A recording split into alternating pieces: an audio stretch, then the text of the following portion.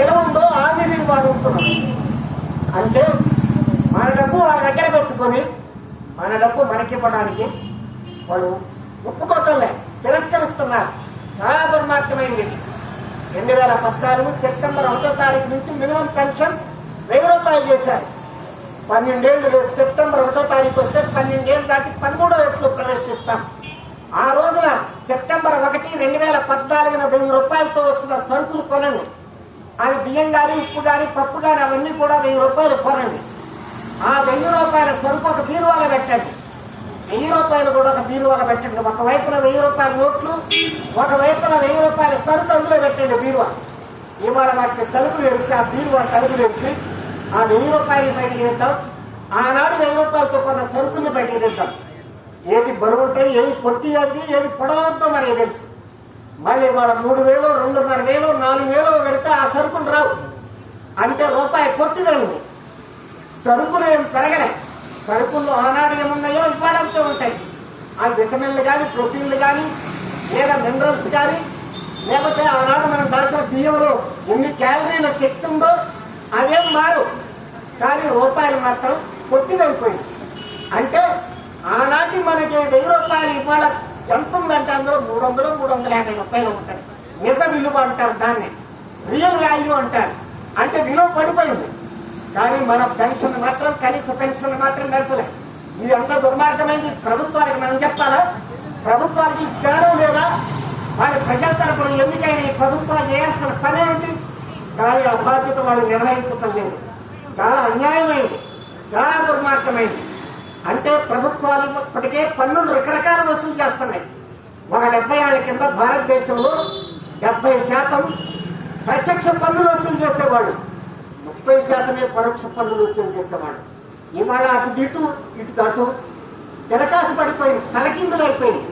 అంటే జిఎస్టీ వచ్చిన తర్వాత మనకి ప్రతి దాంట్లో మన హోటల్కి వెళ్తే టిఫిన్ల మీద కూడా జిఎస్టీ వసూలు చేస్తుంటే, హోటల్లో, షాపుల్లో, దుకాణాల్లో బట్టలు కొనుక్కున్నా, ఏ సరుకులు కొన్నా చివరికి టిఫిన్ కొంటే కూడా జిఎస్టీ ట్యాక్స్ వసూలు చేస్తుంది. మళ్ళీ పరోక్ష పన్నులు, సంపన్నుల మీద, పెట్టుబడిదారుల మీద ఆస్తి పన్ను ఉంటుంది, ఆదాయ పన్ను ఉంటుంది, హెల్త్ ట్యాక్స్ లాంటివి అనేక ఉండేవి.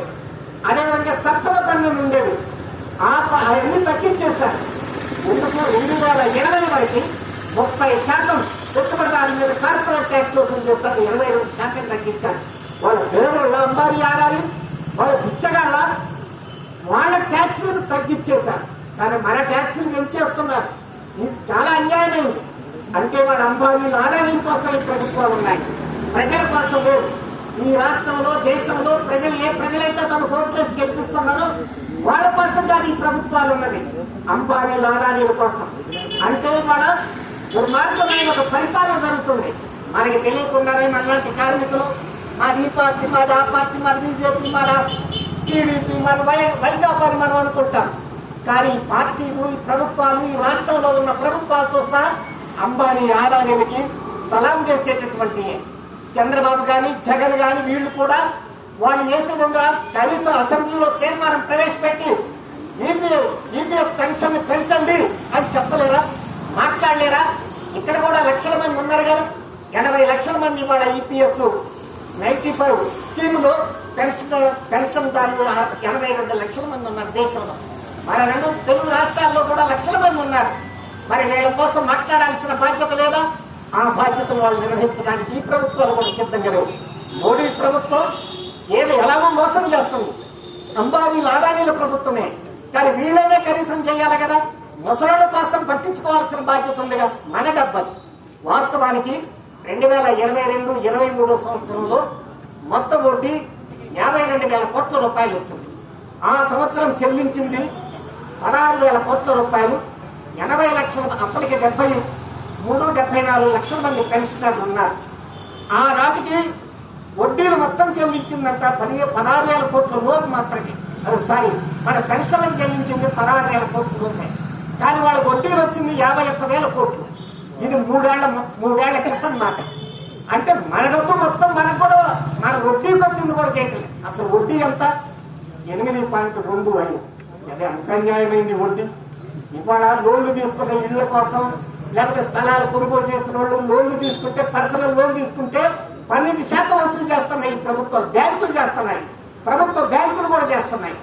ఆఖరికి SBI లాంటిది మొత్తం ప్రభుత్వ రంగ బ్యాంకుల్లో అతిపెద్ద బ్యాంక్ అయినటువంటి SBI కూడా 10 నుంచి 12% వసూలు చేస్తుంది పర్సనల్ లోన్ల మీద. కానీ మన PF వాళ్ళు వాడుకొని అప్పు తీసుకొని మనకి ఇచ్చేది 8.25% వడ్డీ మాత్రమే. ఎంత అన్యాయం అంటే పర్సనల్ లోన్లు తీసుకున్న వాళ్ళంతా కూడా మనకి ఇవ్వరా?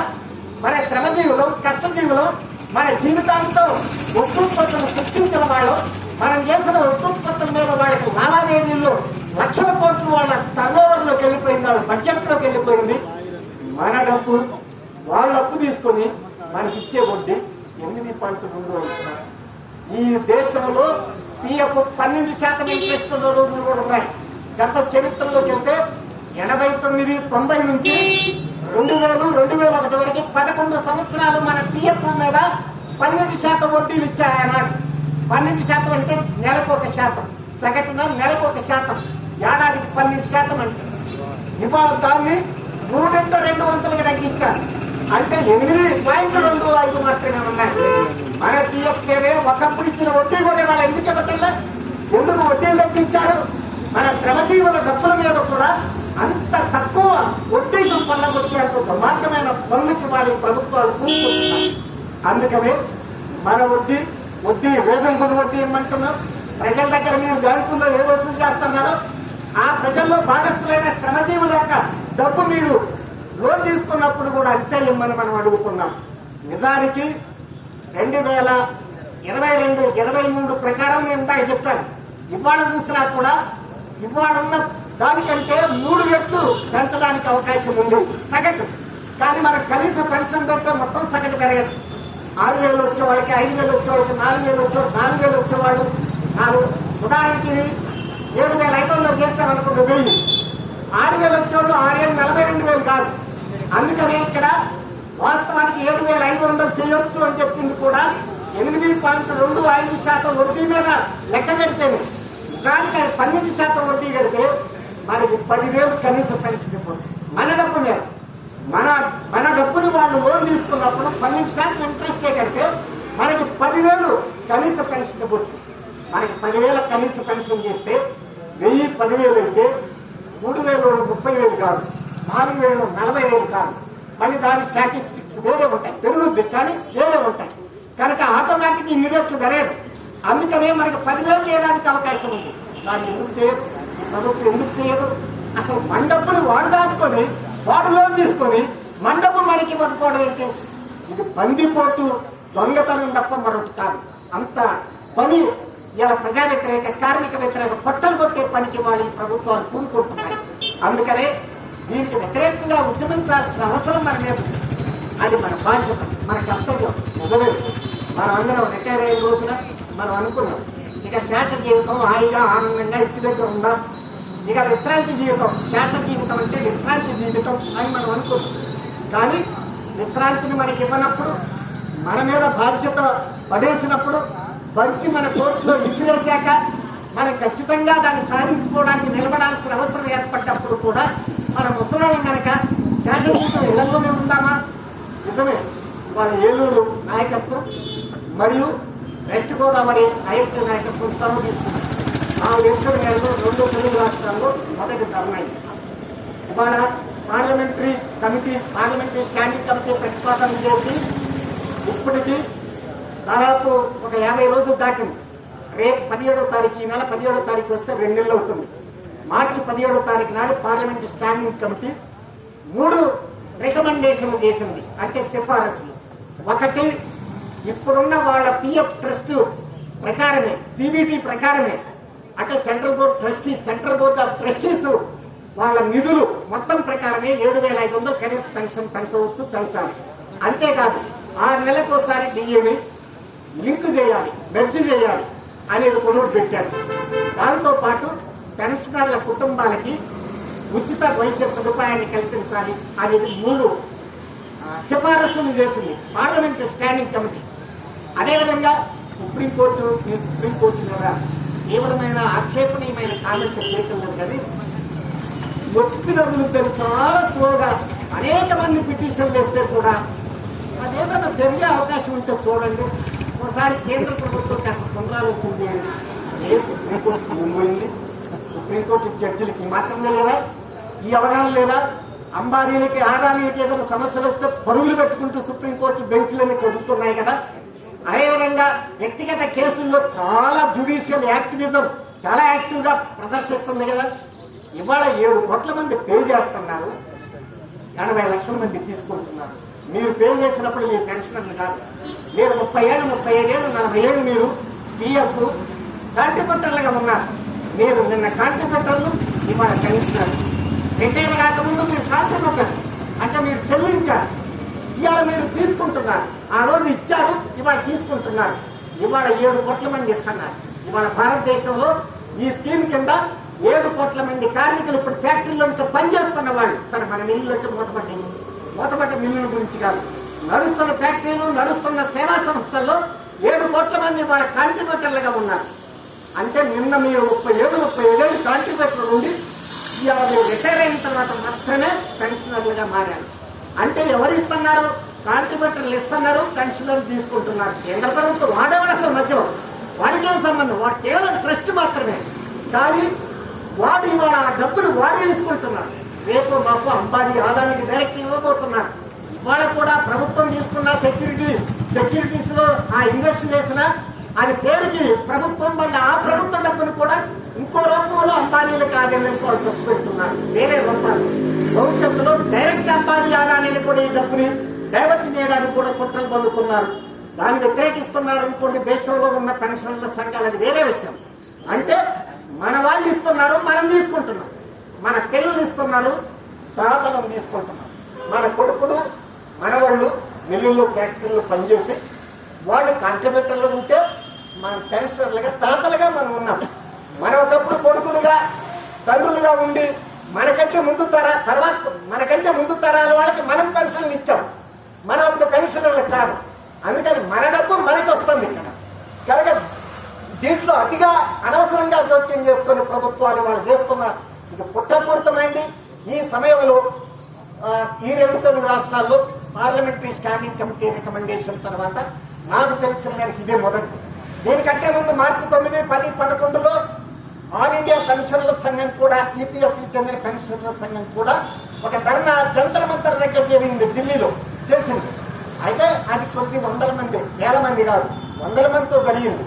అదేవిధంగా ఇక మిగతా పిఎఫ్ ట్రస్ట్ బోర్డుల సెంట్రల్ బోర్డ్ ఆఫ్ ట్రస్టీస్ కూడా ప్రతిపాదనలు చేస్తే పెంచొచ్చారు.